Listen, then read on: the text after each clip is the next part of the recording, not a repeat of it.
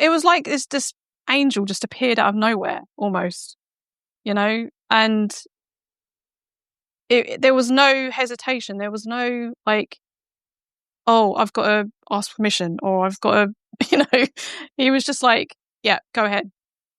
All good, and I don't think he realized how much of an impact that had. Hi, I'm Anita Harwood, and you're entering A World Gone Good.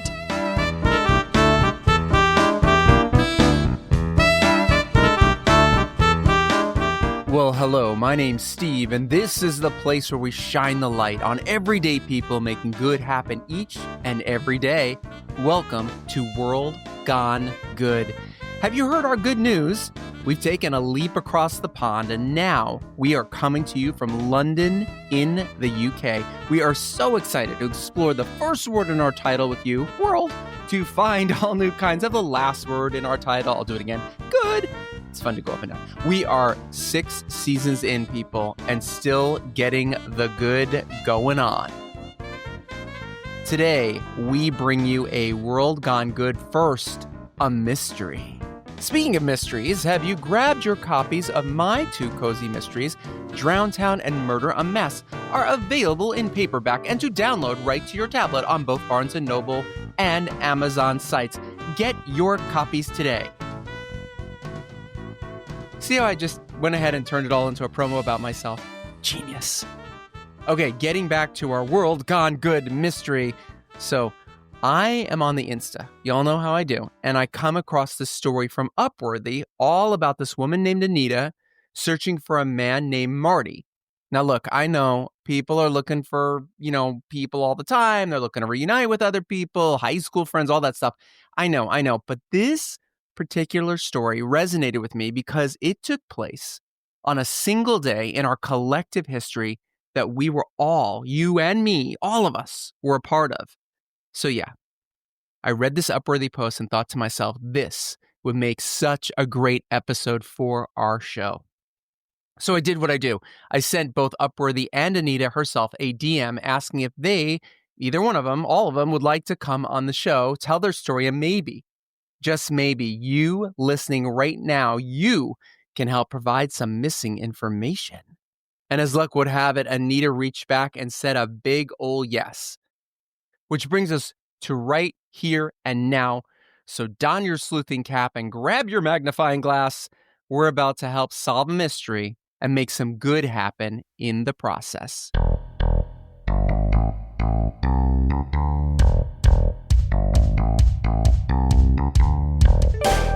Here comes Anita Harwood to share her good story.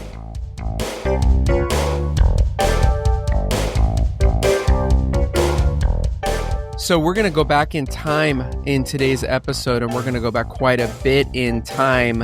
My guest today, 20 plus years ago, had something happen in her life that she's trying to come to, conclusion? Yeah, full circle. What do you think? Yeah, I think that's, full circle's a good way to describe it. Okay, Definitely. let's start this now. Where do you live right now? I live in Northampton in the UK. Fantastic. I'm over 1 block from Paddington Station. Oh, cool. Nice. Yeah. So we're practically neighbors. I do come back to London quite a lot. So Oh, good. Yeah. Come visit. Yeah, that'd be cool. In between stops. Literally, Yeah. you can just walk down the block. I'm like 900 feet. I'm not even joking. Oh, wow. Yeah, that's cool. Okay, so tell everybody, let's go back 20 years ago. Take us back. Tell us the story. I'm going to pause you every now and then to ask you very important questions. But take us back 20-something years. Yeah, wow. 24 years. So I went to New York with some friends. There's 2 other people that I traveled with. So 2 of my friends I traveled with. And then there was like a whole bunch of us Michael Jackson fans that went over there for his concerts that he did at Madison Square Garden. So there were 2 concerts, one on the 7th and one on the 10th of September. And we went to both, obviously. And then we had kind of planned to do our sort of sightseeing on the 11th because we were flying home on the 12th. So the 11th was going to be our sort of, our main sort of sightseeing day because, we'd been, by that point, would have been there a week and it all would have been about Michael. Okay, so let's stop here for a second. Yeah. Let's clarify a few things. Yeah. The year is 2001. Mm-hmm. Yep. Why Michael Jackson? Was he in your life? I get it, but why? Tell us all. I was no judgments. Huge Michael Jackson fan, like from the age of like 5. So, and I'd already seen him on the History Tour in London. So that was 1997. And obviously between those points, really, he hadn't really toured. He'd done a few shows here and there, some award shows and things, but he hadn't toured. So this was the first sort of time since 97 that we could actually go and see him perform properly. And as a group as well. I was sort of at that age where I could start sort of making those decisions for myself. Mm-hmm. And yeah, I just really wanted to be there, and I'd always wanted to go to New York as well, and I'd never had the opportunity. So it was like, this is perfect. There's no way I'm missing this. Wow, that's a lot of bucket list items checked all at once. Yeah, because I'd grew up on watching films with New York, based in New York, Home Alone, Sleepless in Seattle, those the big, all these sort of films where I was like, it was just so exciting to have the opportunity. And not just Michael, the Jacksons were performing as well, so we wanted to see them. I think maybe the MTV Awards or something, the MTV Video Awards may have been on then as well. I think that was on the 6th or I think it was like on the 6th. So we knew about that as well. And yeah, there just seemed to be an opportunity to get quite a lot done in one trip. Yeah, and you go, you have an amazing time. The concerts are incredible. Yeah, amazing. So good. It's so good. You're riding high. You're feeling the feels. And then on the morning of September 11th, 2001. I tried to sort of replay that in my mind quite a lot, because I know it's mentioned quite a lot, and I know some of the people that have talked about it already in the comments of that post. The concert on the 10th overran, so I think it finished at like 1:30 or 2 in the morning. It was ridiculous. It finished really, really late, and so we didn't get back into the hostel till quite late. And obviously we're buzzing, so we're not wanting to go to sleep. And I remember on the morning of the 11th, we'd woken up late. One of my friends, Kat, wasn't in the room. And from what I understand, it turned out that she'd been on the roof and she'd seen the smoke from the buildings. And then she came downstairs and just sort of, woke us up. I can't remember if she woke us up or if, we'd already up by that point. But then we all went downstairs to the foyer of the hostel and they'd put, I don't know if the TV was there already or if they moved a TV into the foyer, but they had the news on and there were so many people watching what was going on. It was like, we're watching it in real time, obviously. And how far would you guys say you were from where it was all happening? So the hostel was on West 45th Street, I believe.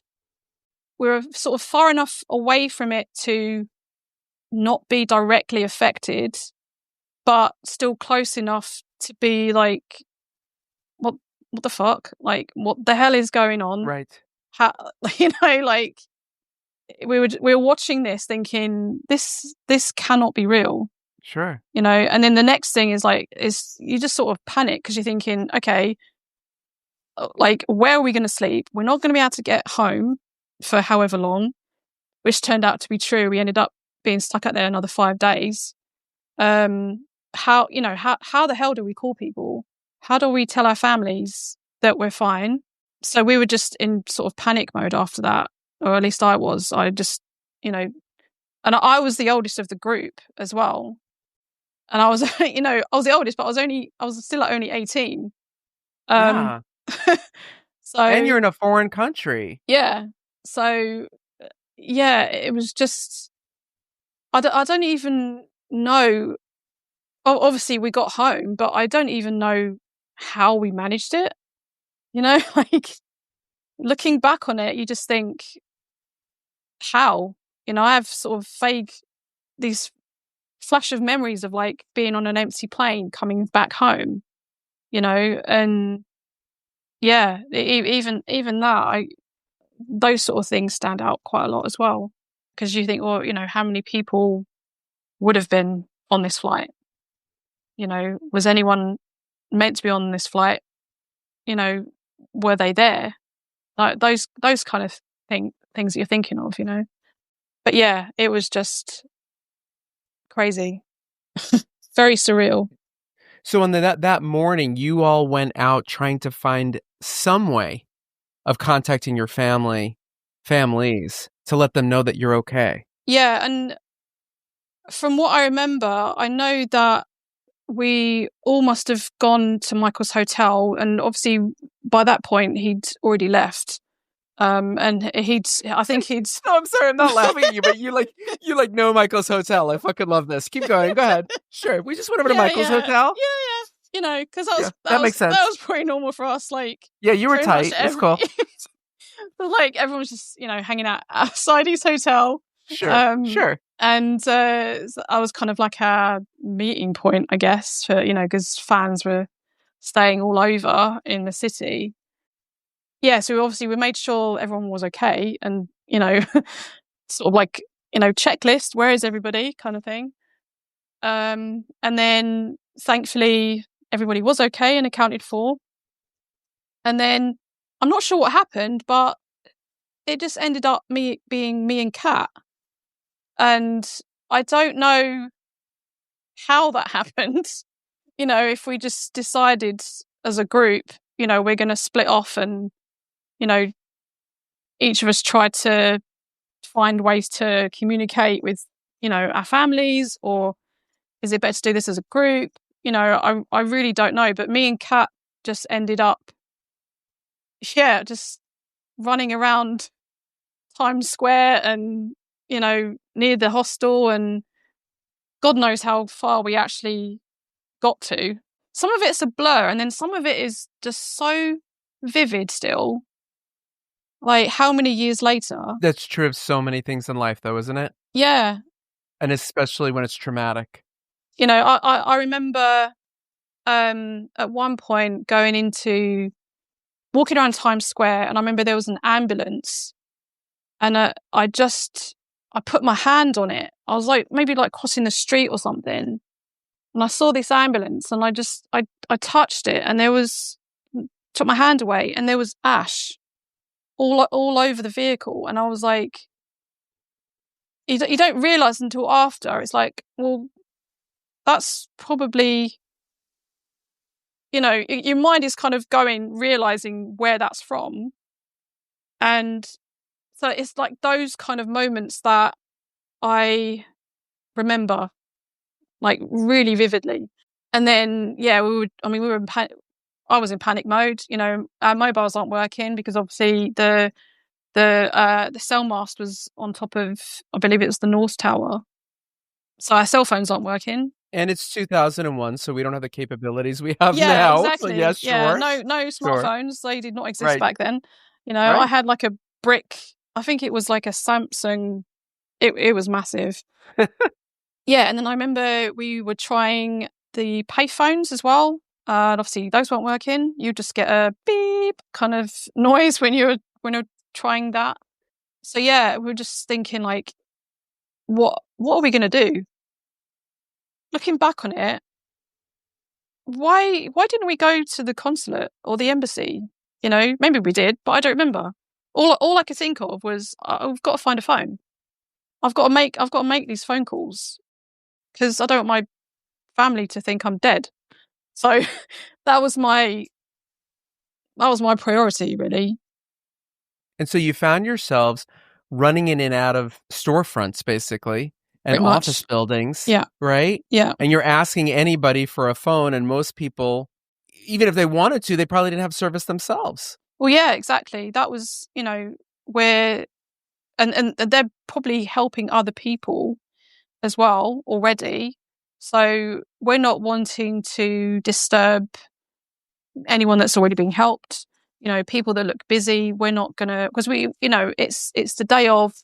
We're not wanting to, cause even more stress for people. So we're just going into like random offices, probably trespassing. I have no idea. I I didn't really care about that point, to be fair. I don't remember there being people on sort of reception area. I think many of the places we went into were just completely empty. You didn't see anybody in these offices. They were just completely empty. And you're sort of running around and you're hearing the sirens, and you've seen all the different first responder vehicles, all heading to South Manhattan. Yeah, it was really surreal, very surreal. And then you finally find a building with someone in it. By some miracle. And what was that moment like? Because you found this man who just said, yes, I'll help you. I was just so relieved. And I think I don't remember being very emotional about it. I think I was still quite in shock by that point. And just trying to keep myself together so that I could actually make a phone call. But it was just this sense of relief and, oh my God, there's someone here. You go into this office and it's like, there's a person here. How is that? How is this possible? And what did you say to him when you walked in? Do you remember? I haven't got a clue. It's probably something like, can you help us, kind of thing. We're from the UK. We need to call our families. Do you have a phone we could use? Something along those lines. I just remember he just, I don't know. It was like this angel just appeared out of nowhere, almost. And there was no hesitation. There was no like, oh, I've got to ask permission, or I've got to, he was just like, yeah, go ahead. All good. And I don't think he realized how much of an impact that had. And maybe he's forgotten the interaction himself, but it meant so much to us to be able to speak to someone who knew us in the UK, because for me, so from what I remember, Kat got through to her dad.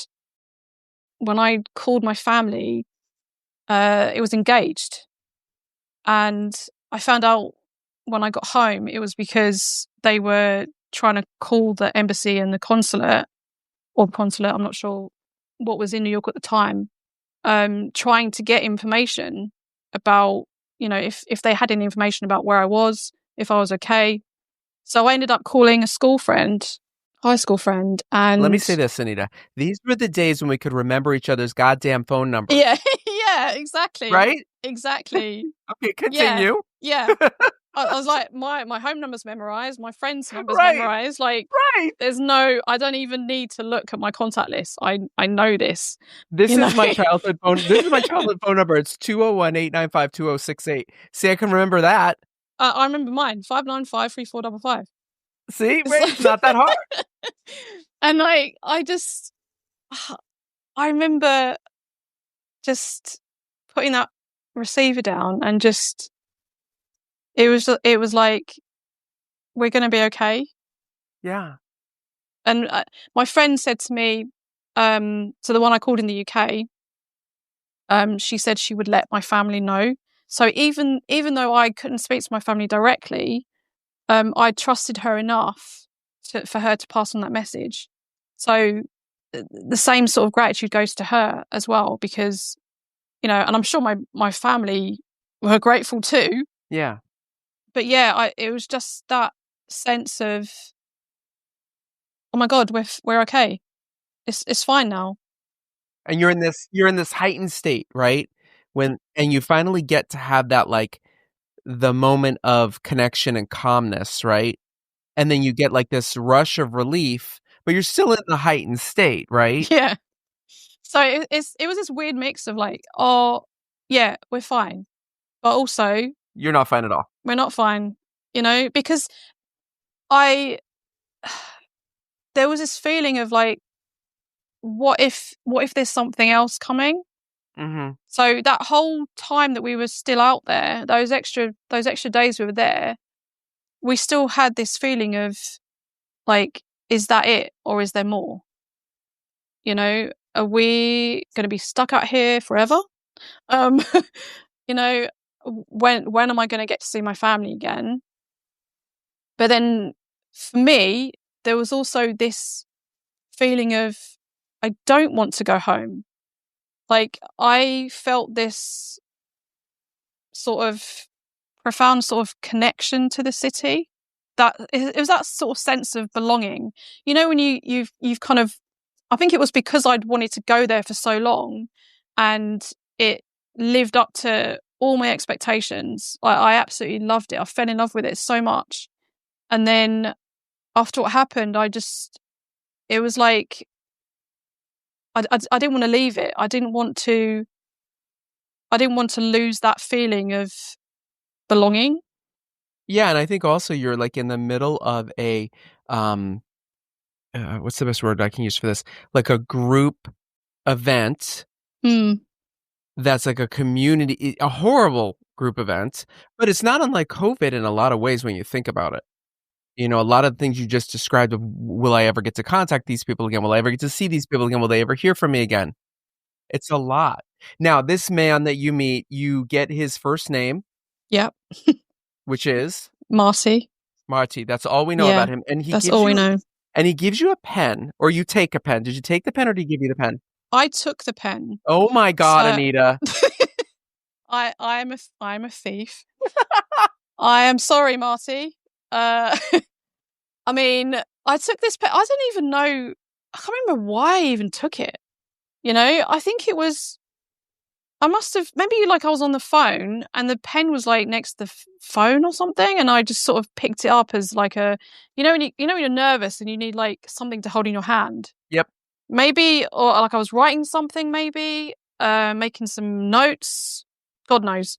Yeah, this pen has on the side of it what? It has the name of the business. Yeah, ACTE, which I believe is Association of Corporate Travel Executives. Set of phone numbers, got an address of some sort on it. I think it just says the name of the organization.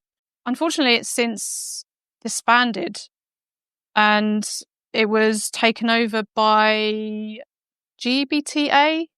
I don't know what it is exactly, but it's a global travel agency of some kind.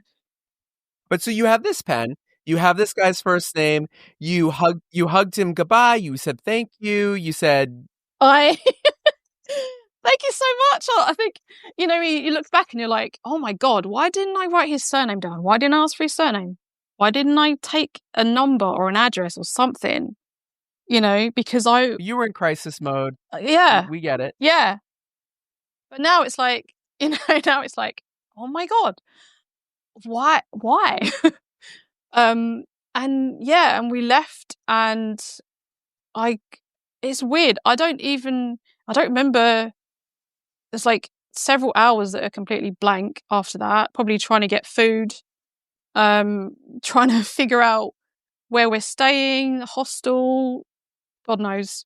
But yeah, we left that office, and yeah, it was just that feeling of, relief. We're okay. Our families know we're okay. We're good. And this man helped bridge that connection for you.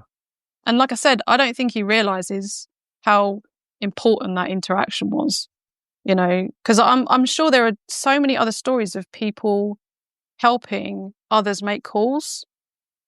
I just really, I want to thank him properly.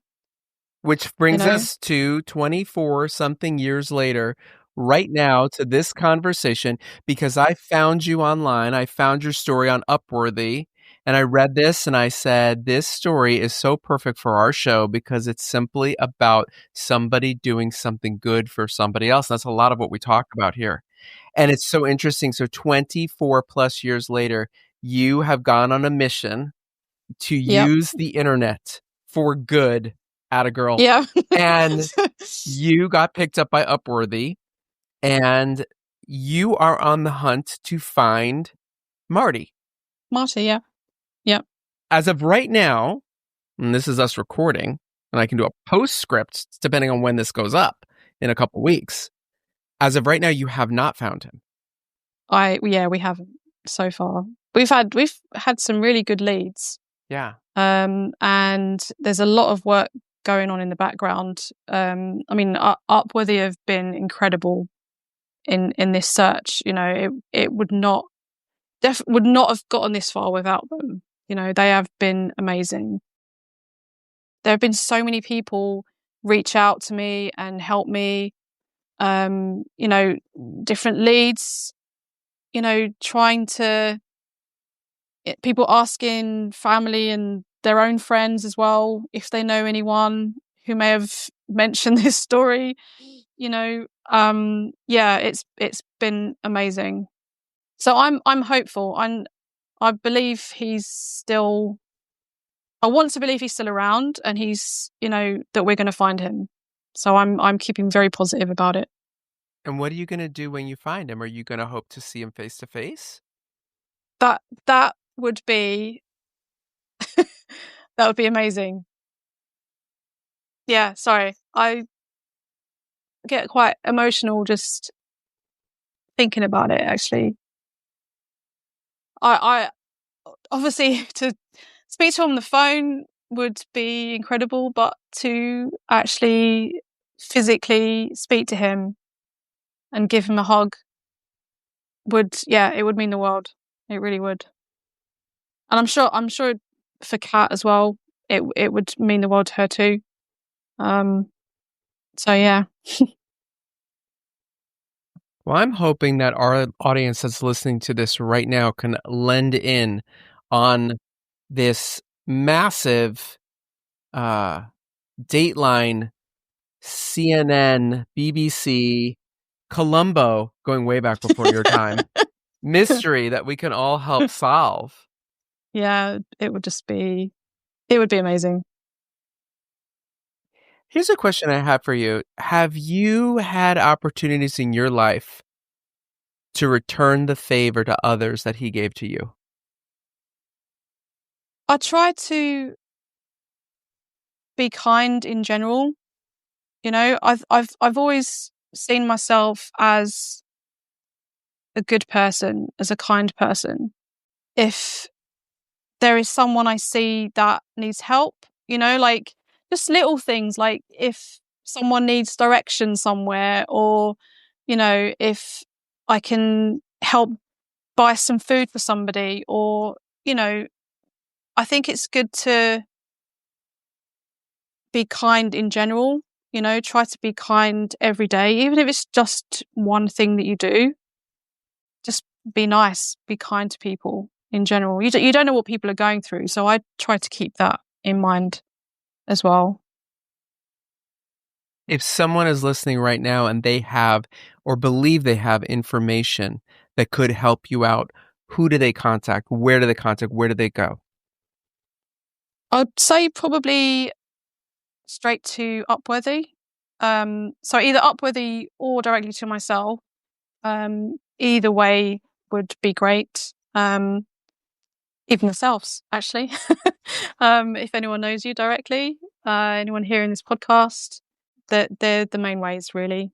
I am on Instagram, obviously. I do have a TikTok as well. Okay, 3 questions to close this out. Question number 1, what is the best Michael Jackson song of all time? Go. Will You Be There, which is on the Dangerous album. Okay. And we close these shows normally with 2 questions. I think I know what the answer to one is going to be, but you're going to maybe surprise me. It could be anything you want it to be. You don't have to go back to anything we talked about. Here's question number 1. Who inspires you? Oh, quite a few people, actually. Definitely Michael, even though he's no longer with us. My mum, because she is the strongest person that I know. And my friends, I would say. I have some really, really good friends, and they have supported me through a lot. And the final question is not a question. It is a statement to finish, which you can finish any way you want to finish it. It goes like this. Finish this statement. Tell me something good. Life is beautiful.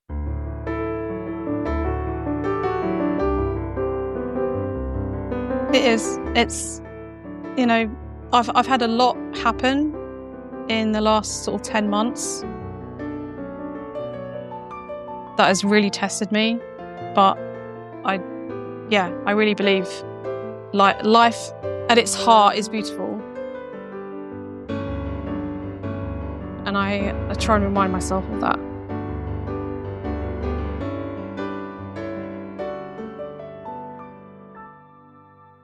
Thank you, Anita, for sharing your good with us. If you think you may have a lead to finding Mr. Marty, go to Upworthy.com to send them an email or visit our site and we'll have a link up for you.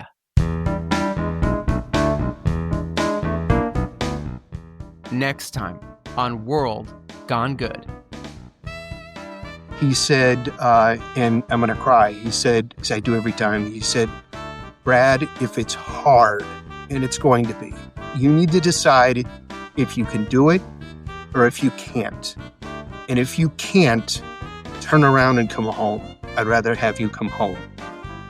But he also said, if it's hard and you think you can, this is where I cry, reach up and your mom will reach down and she'll help you up. And that was the first thing I thought when I got to the summit. Brad Singer sees himself as just another average guy. His words to describe himself, self-description, not mine. Let me ask you this, though. How many average guys do you know who have done the full swim from Alcatraz to San Francisco, hiked rim to rim of the Grand Canyon multiple times, and even trekked Mount Kilimanjaro and Mount Everest? And done most of these things in their 50s and 60s. We continue our world exploration with a man who can spin the globe, stop it at any point and say, yep, been there, done that trail. This is one of those reminder shows we sometimes offer. What exactly are we reminding you of? That it's never too late. We're never too old, and we still have time to take on any adventure, no matter how tall it may seem. Can't wait for you to hear this inspiring new episode. Until then, be good.